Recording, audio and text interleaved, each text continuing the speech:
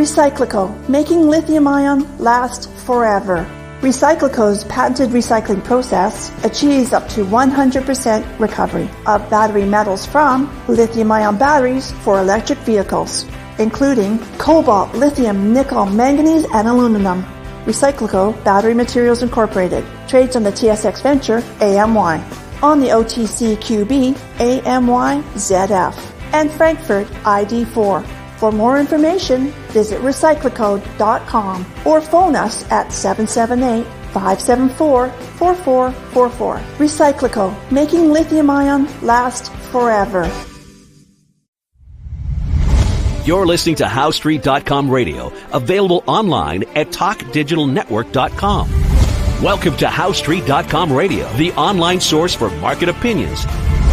Here is Jim Goddard. My guest is market historian Bob Hoye. He's the chief investment strategist for chartsandmarkets.com. He's speaking to us from Vancouver. Bob, welcome back to the show. Hi, Jim. Good to be with you and good to be with our listeners out there. Bob, we have several listener questions to get to today. The first one is from Bob Benton. Hi, Jim and Bob. I've heard you many times say that in all previous post-bubble contractions that the senior currency always remains chronically strong. I understand this and the reason for it. However, I'm wondering if this time it may be truly different, and I'll explain why I'm asking. The dollar is the reserve currency. However, many countries have realized after the U.S. sanctioned Russia, the U.S. has now weaponized the dollar. As a result, the BRICS nations, along with many others, have an interest in possibly joining together to build a de-dollarization atmosphere. Obviously, this process is not going to occur overnight, but there does seem to be a strong movement in that direction. So basically, he's asking, is the U.S. dollar going to remain strong? Because the BRICS are talking about bringing in a currency, a digital currency called the unit, that's 40% backed by gold. Yeah, the BRIC people are sort of out there and they don't like the U.S. dollar being the senior currency. And the first blush on this thing, they were talking about having it backed by commodities. You don't want to have a currency backed by commodities. So it showed that they really didn't know what the hell they were talking about. And it's the world financial markets that decide which is going to be the senior currency.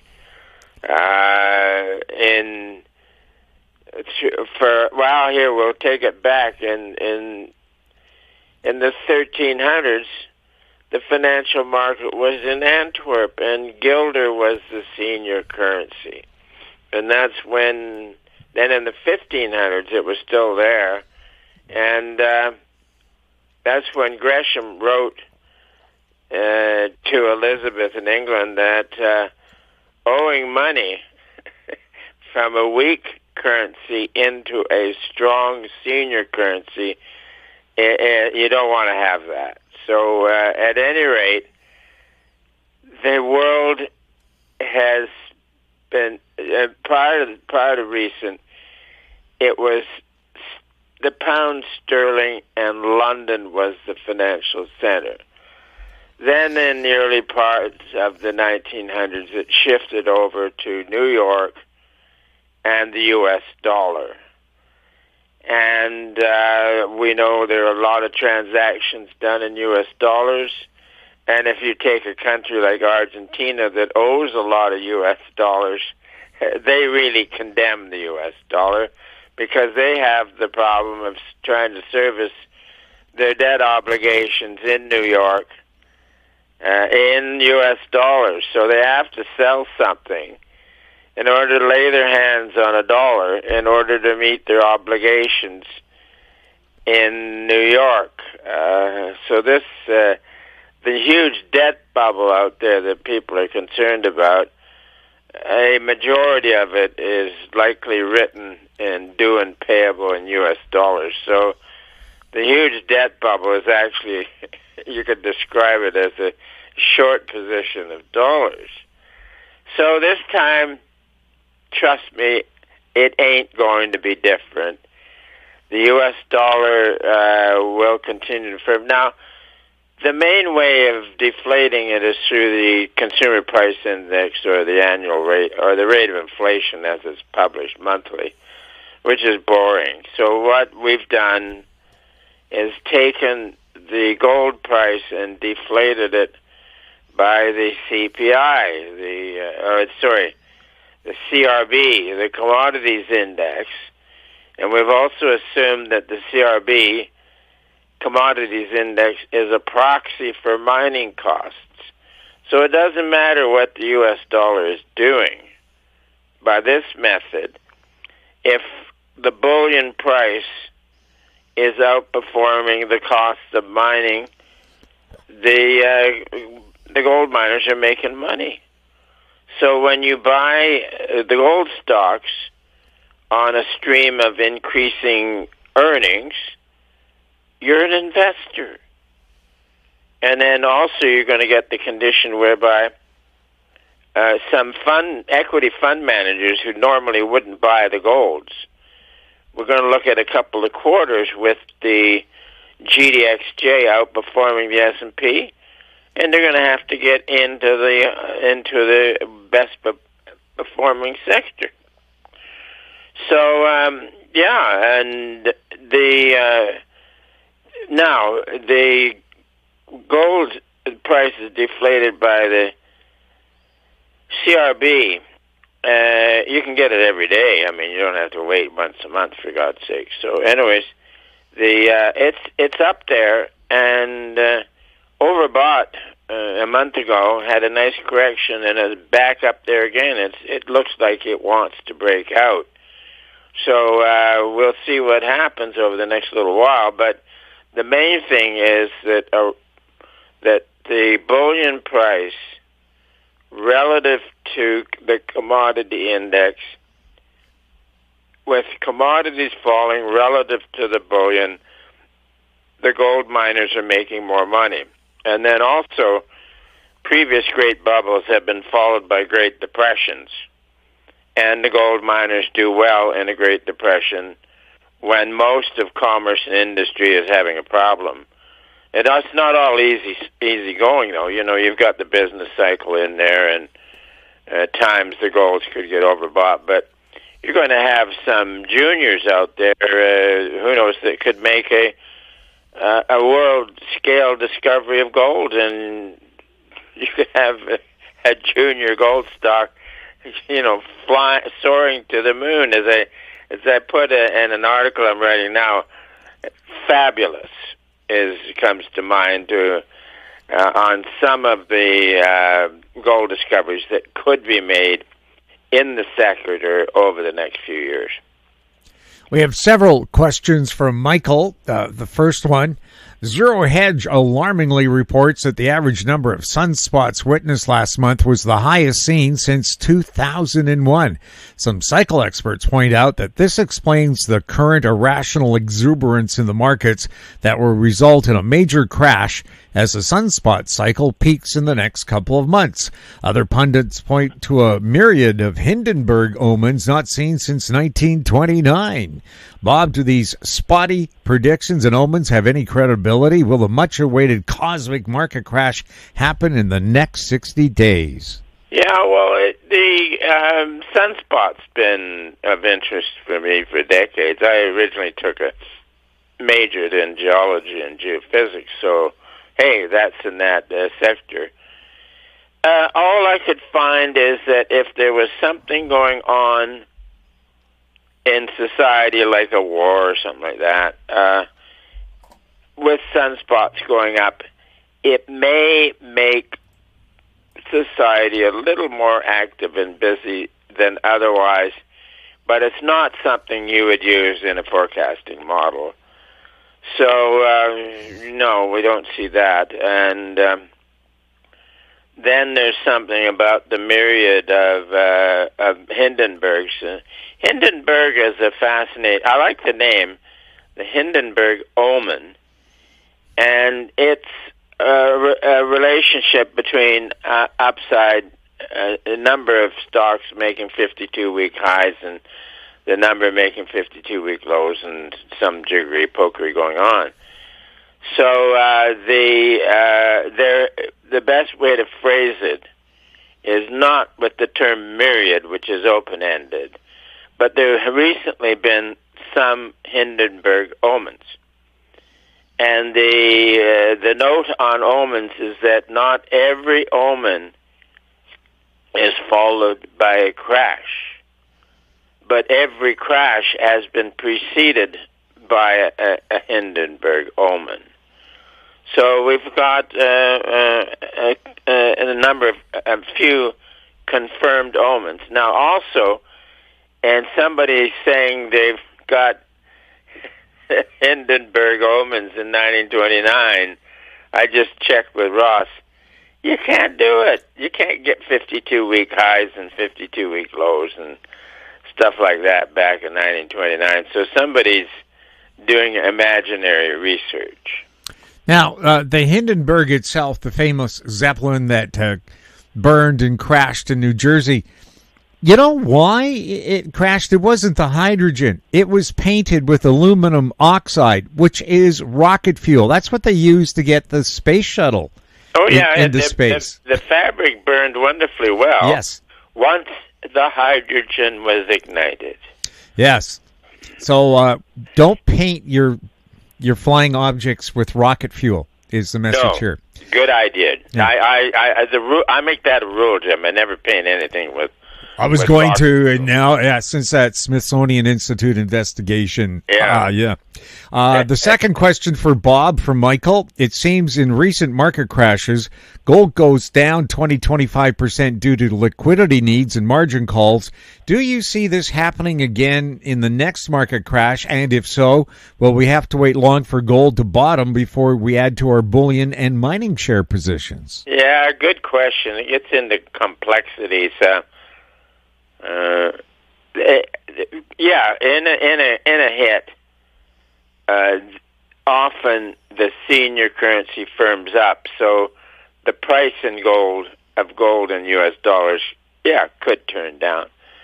But the key thing is, I'm going to emphasize again, is gold's real price, and a good way of deflating it is by the CRB, and it's been acting very well. So for about 7 months now, the real price has been going up by this one, which means costs are going down. So the existing gold miners have been doing very well. So we're watching out there. At some point, some juniors going to come up with a major world-scale discovery, and everybody go crazy. It'll be such fun. And Michael has another question, and I think it's connected to the last one he asked. Most of the gold stocks are up for the year. What are your thoughts on selling now to lock in profits and buying them back at lower prices in the future? Oh, boy, that's always a theory, but gosh. It looks like the index, GDXJ, it became overbought a month ago. Took a brief correction, and it looks like it's ready to break out, which let's just see how that goes. But keep in mind, if the world discovers a financial disaster out there by into October, the gold shares will then sell off. But they will be, the gold mining will become the premier industry over the next 20 years. So, Bob? We'll take a look at some of the headlines that caught your eyes when our program continues. Don't miss out. Stay informed. Receive the HowStreet.com weekly recap with thought-provoking podcasts, radio, and articles delivered to your inbox. Sign up for the HowStreet.com weekly recap on our homepage at HowStreet.com. Welcome back. We're speaking with Bob Hoye. Some of the headlines that caught your eye today. The first one from Zero Hedge. Gloom surrounds Jeff Curry's Super Bowl copper thesis. Explain your thesis to the panel, Bob. Yeah. Well, I looked up Jeff Curry. He's a big name on Wall Street, and he has been calling, as the headline says, for a Super Bowl for copper. But copper peaked at 520 in early May and has suffered a pretty good correction. And our case is that the best is in for copper for this bull market. Another headline that caught your eye, diamond prices crashed to multi-decade lows as art, wine, and Rolex markets sour. Yeah, we ended up with a chart on diamonds. Mm-hmm. I think it was based on the 1 carat whatever, And within the notes on it, those who were buying half-carat diamonds, meaning the little player, they were falling the most. So high wealthy accounts are not buying and maybe selling, but the Johnny Come-Latelys, the small retail account, he's getting burned and selling out. So, and then mentioned, art, wine. Well, I'm all right here. I don't have in inventory any $8,000 of Chateau Margaux, but some people might have it. Yes, I did get a Rolex watch from Hong Kong. $29.95. It says Rolex on it. It must be real. And as for art, incredibly stolen Yusuf Karsh portrait of Winston Churchill recovered in Italy. It was that famous picture of him scowling that was in the in Quebec City. Yeah, and it was stolen. And somebody replaced it with a duplicate. And the guy who bought the actual stolen art thought it was just a duplicate. Paid something like 10 grand for it. But fascinating story. Yeah, so he said it was like I had a copy, I thought was a copy of the Mona Lisa, but instead it was the real thing hanging up in my house for a while. And he's glad that it's being returned to its rightful owners. Yeah. From Zero Hedge, what if all the conventional models fail to predict what happens next? That's a good headline, isn't it? Yeah, it's very difficult to predict what happens next. I mean, most models extrapolate. They take the trend for the last 6 months and say it's going to continue. So the trick is to watch. Now, of course, what precedes a reversal when you're at a top is straight up action, which we got in July.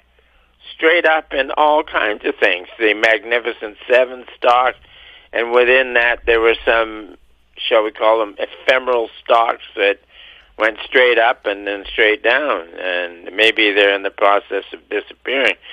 So we did have, now, it's the old saying, sell in May and go away, and but what we were looking for is that the stock market could be really quite robust up to mid-year.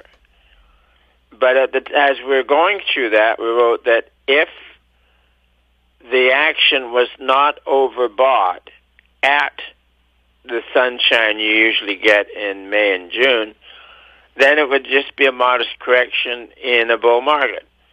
But if the action got overbought, it could be setting the high, saying it's the end of the game. And indeed, it did become screamingly overbought, and the first crack was severe, and we've had kind of a rebound here. But I think that the stock market is defined as measured by the S&P is going to roll over into a bear market.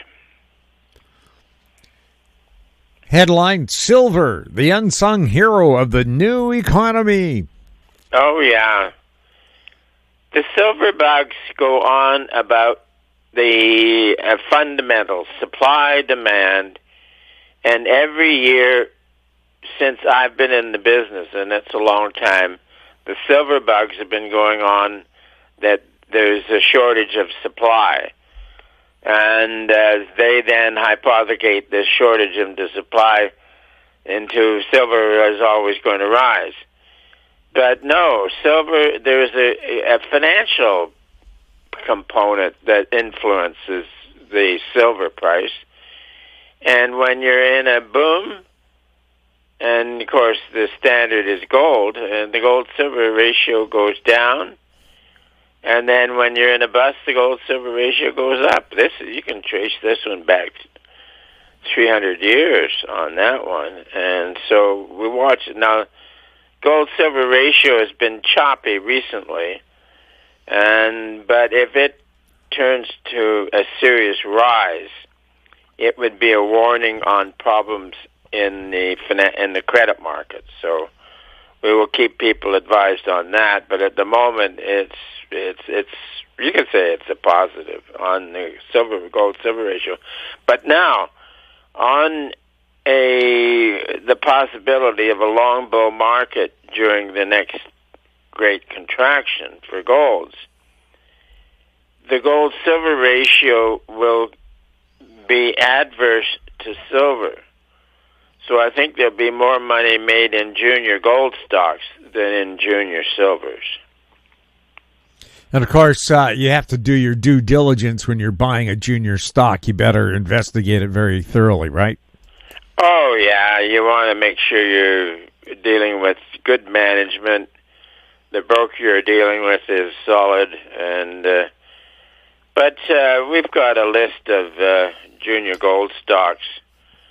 Let's call it a balanced portfolio in the sector. And it's a business way of getting some exposure in small cap stocks. I know, back in 1996, we did a list of 5 junior gold stocks.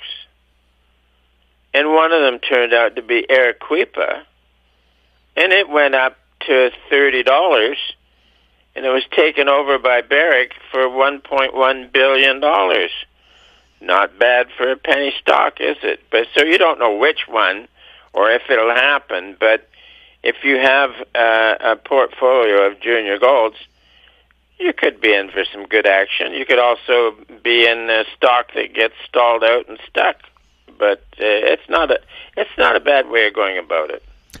The late David Smith, who was an expert in investing in precious metals, told me when he investigated a junior company, he always looked at the travel habits of the executives. Do they fly first class or do they fly economy? Because that tells you how closely they watch the spending habits of the company. Yeah, I agree with you on that one. Yeah. Well, what about business class? It's halfway. It's still more expensive than standard class. So for me, it's the length of the trip. Yeah. Yeah, if I'm flying to London, I don't mind spending the extra money for the comfort because it's a long flight. If I'm popping over to Calgary, I'll sit on a pogo stick, for an hour and a half. Yeah, to get there. Yeah. Headline from the Financial Times: companies issue record level of U.S. debt to avoid market turbulence and election risk. Yeah, I read the story with the brief intro on the story on that one, and yeah, they're just wanting to get their balance sheet flushed up, and they're all chuffed about which way the election is going to go and all those. And so they were building a war chest to handle whatever may happen, but then adding corporate debt is not a good thing to do either. So but I like the headline. And our last headline: a study finds 72% of people who damage climate should face jail time. 72% of people want that for crimes against nature. Oh, yeah, no, it's astounding. Absolutely astounding. And there is actually no link between temperature change of the atmosphere and the amount of CO2 in that atmosphere. I mean, going back to the Holocene, I think it was up, very much higher than now. Actually, 400 parts per million in geological sense is the low side. As a matter of fact, if it gets below 150 parts per million, life on this planet will shut down, seriously. But no, the CO2 varies. It's on a very sharp increase recently, and I think that could be due to mankind's use of energy, fossil fuels, all that sort of stuff. But hey, we're living a pretty good life, and the increase in CO2 is keeping us away from the dreadful 150 parts per million. And it's helping to green the planet with, the southern part of the Sahara Desert is losing to some green growies, and it shows that they've got pretty good satellite photos on this stuff. So no, I'm all for global warming. China has made great progress replanting trees to take back the Gobi Desert that at one time was the Gobi Forest. Yeah. There's one that comes to mind on Canada's Arctic Ocean. In the summertime when it's free of ice, there's a beach there, and standing there is about maybe 8-9 feet up is the stump of a tree that would have grown there and during the Holocene, let's use the term optimum. Climate researchers decades ago would call the warm phases optimum. So you had the Holocene optimum, and then you had the medieval optimum, and you had before that the Roman optimum. So I'll use that when you're in the nice beneficial warming periods, it is a climate optimum. Let's use that. And again, this poll was about crimes against nature. Does that include wearing socks with your Birkenstocks? Is that a crime against nature? That's definitely. We're now past Labor Day, and we missed our advice is that no more wearing of white shoes after Labor Day. And even in season, I don't agree with wearing a white belt with trousers, Well, I've never done that, Bob, so thank goodness, huh? Oh, yeah. The Herb Tarlick look for fans of WKRP in Cincinnati. Wasn't that a great show? Oh, it was so good. And having spent my entire adult life in radio, it is so close to true, but I have never seen a Jennifer at the reception desk. Oh, no.